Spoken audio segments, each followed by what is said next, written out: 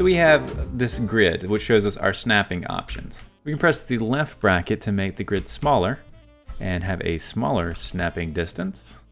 Or we can press the right bracket to make it bigger and have a really big snapping distance. And so that's pretty handy if you're doing a level design and you don't want to have to go up here and use the drop down.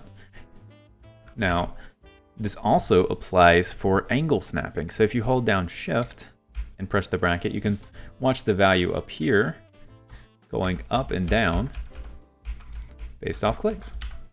And so that's useful for rotation. Now 90-degree rotation on a cube doesn't show up, so let's make it 60. You can see we can get a large snap or we can get a smaller snap, and bring it really low and just get a 5-degree snap. For this to work, make sure that these are all toggled and glowing whatever editor color you've got set for this.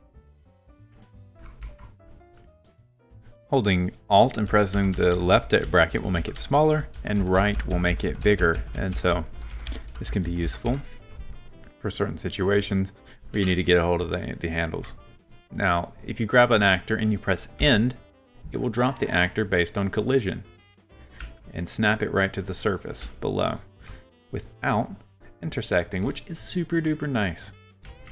Another handy thing to do, which is to turn on surface snapping, and you can get the rotation of the surface below. Now the pivot of this one, of the actual mesh, is more in the center, so you're gonna get a little intersection, but the surface snapping is a great way to get things more organically aligned, and is extremely useful.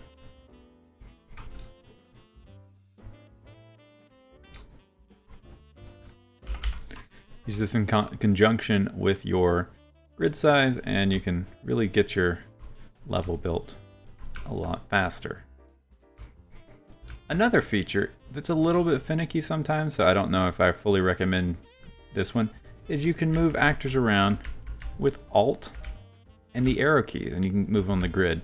Now this does seem to be view dependent, and I don't know how to move them up and down, but this is something I notice if you're fully working on the keyboard. Might be nice to just kind of like move things around. You can move, and then you can do the whole grid snapping thing. But yeah, that is an option. But sometimes it doesn't work based on the angle of the camera, and I don't know what the deal is with that. So you can see we've got the arrows of this are pointing with the local orientation of the actor. Now we can click up here and switch it to global, so Z is actually like up and down with the world. Or instead of clicking that, we can go Control tilde, and boom, we've got a toggle between the two axes. And this works for all the different gizmos, so except for scale, because there is no non-local scaling in Unreal for pretty obvious reasons. It would be pretty funky.